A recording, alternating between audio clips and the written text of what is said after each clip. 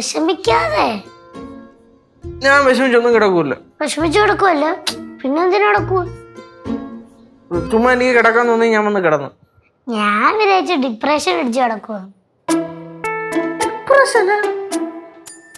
നീ പോയാ വലിയ ഡയലോഗ് ഒന്നും പറയണ്ട, കണ്ണൊക്കെ കലങ്ങിയിട്ടുണ്ടല്ലോ. കൊറേ കണ്ണീര് പോയാ? ഞാൻ കരഞ്ഞൊന്നുമില്ല, കണ്ണി പൊടി പോയത്. என்ன பாரு, என்ன பேசிட்டு இருக்கீங்க? പണ്ട സിനിമയിലെ പോലെ. സിനിമയാ? പണ്ടത്തെ സിനിമ എനിക്ക് ரொம்ப പിടിക്കും പാരു. പറയട്ടെ ആന്റി? சொல்லு சொல்லு. പണ്ടത്തെ സിനിമയിൽ നായകന്മാർക്ക് ഇഷ്ടപ്പെട്ട ആളുകളെ കെട്ടിച്ചേരൂലെന്ന് പറയുമ്പോഴേ ഓടി വന്ന് കട്ടിലേ കിടക്കൂലേ? ஆமா, படுப்பாங்க. എന്നിട്ട് அவங்க அழுவாங்க. അതുപോലെ കിടന്ന് കരയുക. டேய் கேசு, நீ அழறியா? ആരോ എഴുതുന്നു? ഞാൻ എഴുതുന്നില്ല. ഇത്തിരി ഉണ്ടല്ല ഞാൻ. கேசு, நீ நிஜமா அழல? நீ வருத்தப்படாத கேசு, உன்னோட பிரார்த்தனை தெய்வம் கேட்கும். வருத்தப்படாதடா. അമ്മൂമ്മയും പ്രാർത്ഥിക്കും, ആ ദൈവം കേൾക്കുകയും ചെയ്യും. കേശുട്ടാ, കേശുവിനെ KCB ജോലി ചെയ്യുന്ന ബാലന്റെ ഇളയ മോളെ കണ്ടിട്ടുണ്ടോ? കണ്ടിട്ടുണ്ട്. നല്ല ഭംഗിയുണ്ടോ? ഉണ്ടെങ്കി എന്നാ പിന്നെ അത് വെച്ച് അഡ്ജസ്റ്റ് ചെയ്തോളി. கேசு, மெர்லின் நம்மளுக்கு வேணும். ஆனா அப்பூப்பனே அம்முமே நம்ம எதிர்க்கவே முடியாது. கடவுள் மாதிரிடா அவங்க. കേശോട്ടാ, അപ്പൊ KCB ജോലി ചെയ്യുന്ന ബാലന്റെ ഇളയ മോളെ ഉറപ്പിക്കേണ്ടി വരുമോ? ഷൂസാ? എന്താ ഇവിടെ ഒരു ബഹളം? ഇവിടെ ഒരു ബഹളമില്ല. ബഹളമൊന്നുമില്ല, ഞാൻ അവിടെ നിന്നെല്ലാം കേട്ടു. ഒളിച്ചിന്ന് കേക്കുവായിരുന്നോ? മോശമുണ്ട് അമ്മൂമ്മ. ഒളിച്ചു നിന്ന് കേട്ടതൊന്നുമല്ല, ഞാൻ അവിടെ ഇങ്ങോട്ട് വന്നപ്പോ കേട്ടതാ. എടാ ബാലൻ നല്ലവനാടാ, നല്ല സാമ്പത്തിക ശേഷി ഉണ്ടടാ. അത് മെർലിൻ ചേച്ചിക്കും ഉണ്ട്. കൊച്ച മിണ്ടാതിരുന്നോണം കേട്ടാ. സാമ്പത്തികത്തിന്റെ കാര്യം പറയാനാണെങ്കിൽ പടവലും കുടുംബവും ശൂലംകുടി കുടുംബം എന്തിനും പുറകിലാണ് അല്ലല്ലേ? എന്നിട്ട് നമ്മുടെ കുടുംബത്തിന്റെ അവസ്ഥ ഇതാണല്ലോ. കേശു, നീ മിണ്ടിപ്പോവരുത് കേട്ടോ. നിനക്ക് മിണ്ടാനുള്ള അവകാശമില്ല. നിന്റെ കളിയൊക്കെ തീർന്നു. നന്നായിട്ട് പഠിക്കുക, ഒരു ജോലി മേടിക്കുക, എന്നിട്ട് ബാലന്റെ മോളെ കെട്ടുക.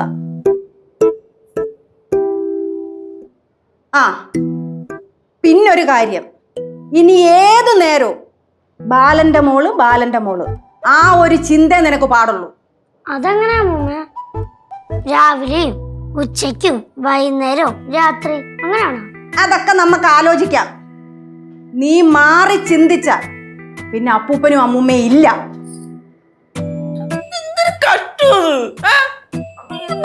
പെട്ടെന്ന് ഈ ബാലന്റെ ഇളയ മോള് പോലും കഷ്ടമാണ് കേട്ടാ. എന്നെ കൊണ്ടൊന്നും താങ്ങാനൊന്നും പറ്റൂല.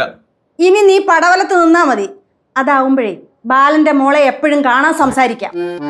അത് കേട്ടാ, ഇപ്പൊ തന്നെ വിട്ടോ. கேசு, அதுதான் நல்லது. அப்படின்னா உனக்கு அவ கூட பேசி பழகி இருக்கலாம்ல. കനകാന്റി, ആന്റി എവിടെങ്കിലും ഉറച്ചില്ലേ? മിണ്ടരുത്. ഇനി എപ്പോഴും ബാലന്റെ മോള് അതായിരിക്കണം നിന്റെ മന്ത്രം. എന്തൊരു കഷ്ടത്! എല്ലാരോടും ബാലന്റെ ഇളയ മോള്. എന്നെ എല്ലാരോടും ഇങ്ങനെ പ്രഷർ ചെയ്യല്ലോ കേട്ടാ. കനകാന്റി, നിങ്ങൾ മെർലിന്റെ കാര്യത്തിലോട്ട് നിങ്ങൾക്ക് മറന്നുപോയാ? ഒന്നുമില്ലല്ലോ അമ്മൂമ്മ, ഞാൻ കൊച്ചു പയ്യനല്ലേ, എന്റെ കാര്യം നിങ്ങൾ വാക്ക് കൊടുത്തേ. കരയുന്നോ? ബാലന്റെ ഇളയ മോള് അത് മതി. അമ്മൂമ്മ, ആ ചേച്ചിയുടെ പേര് ബാലന്റെ ഇളയ മോളെന്നാണോ? കൊച്ചേ, എന്നെ എല്ലാരും കൂടെ ഇങ്ങനെ പ്രഷർ ചെയ്ത് നിങ്ങളെല്ലാരും എന്നെ ഇനി കാണൂല.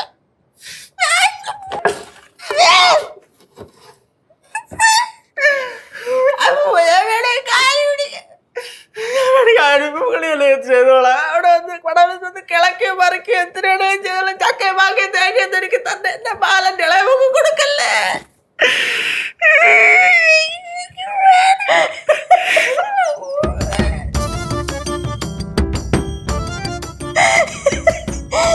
മണ്ടൻ.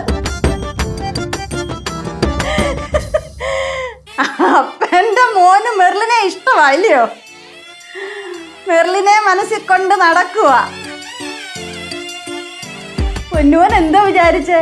നിനക്ക് മാത്രമേ ബുദ്ധിയുള്ളെന്നോ? ഞങ്ങൾക്കൊന്നും ബുദ്ധിയില്ലെന്ന് വിചാരിച്ചോ? എടാ, ബുദ്ധിയൊക്കെ ഉണ്ട്, ഇതൊക്കെ മനസ്സിലാക്കാനുള്ള ബുദ്ധിയൊക്കെ ഉണ്ട്. അപ്പൊ മോനൊരു കാര്യം ചെയ്യും, ആദ്യം പഠിച്ച് നല്ലൊരു ജോലിയൊക്കെ മേടിയര്. അതൊക്കെ കഴിയുമ്പോഴേ നമുക്കിത് ആലോചിക്കാം. എന്താ? അപ്പൊ ബാലന്റെ ഇളയ മോള്? പിന്നെ ബാലന്റെ ഇളയ മോള്, അതിനെ അവരെ നല്ല ബുദ്ധിയുള്ള ആരെ കൊണ്ടെങ്കിലും കെട്ടിച്ചോളും. നിനക്ക് കെട്ടിച്ചേരാൻ പോവില്ലേ അവര്?